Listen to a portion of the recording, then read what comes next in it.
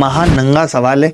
अगर आप इस सवाल का उत्तर बताते हैं तो मुझे खुशी होगी और आपको भी अच्छा लगेगा कि अभी भी ये सवाल लाने के पीछे का पर्पस सिर्फ इतना ही था कि अभी भी इस तरीके के सवाल पेपर्स में पूछे जा रहे हैं, ऐसा नहीं है कि नहीं पूछे जाएंगे। अब मैं कह रहा था एक इक्वेशन, यहाँ पे 2 वेरिएबल एक्स्ट्रा है, यानी आप 2 को अपनी मर्जी से कुछ भी रख सकते हो। तो मैंने कहा ऐसा कुछ रखते हैं जिससे 0 ना बने। जैसे अगर आपने सी को 0 किया, अब आप बी को भी कुछ ना कुछ मानेंगे, तो मैंने कहा बी को मान लीजिए 1।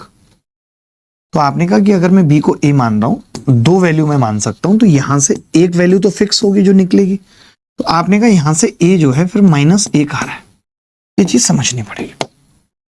अगर मैं सी को 0 ले रहा हूं, बी को 1, आप कहेंगे बी को 0 क्यों नहीं लिया, तो बता देता हूं। अगर सी को भी 0 लूंगा, बी को भी 0 लूंगा, तो फिर ए भी 0 हो जाएगा। अब ऊपर भी 0 होगा, नीचे भी 0 होगा, 0 को 0 से भाग दिया जाएगा, तो 0 एकम भी 0 होता है, 0 दूनी भी 0 होता है, 0 तिया भी 0 होता है। कितने 0, कितना आंसर, ये पता ही नहीं चलेगा। हमने कहा कि अगर हम सी को 0 मान रहे हैं तो ये चीज खत्म हो जाएगी और ये चीज भी खत्म।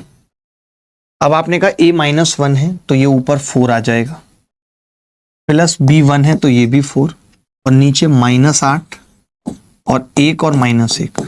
आप कहेंगे नीचे भी 8 ऊपर भी 8, एक उत्तर आ जाएगा और एक ही सवाल का सही उत्तर है।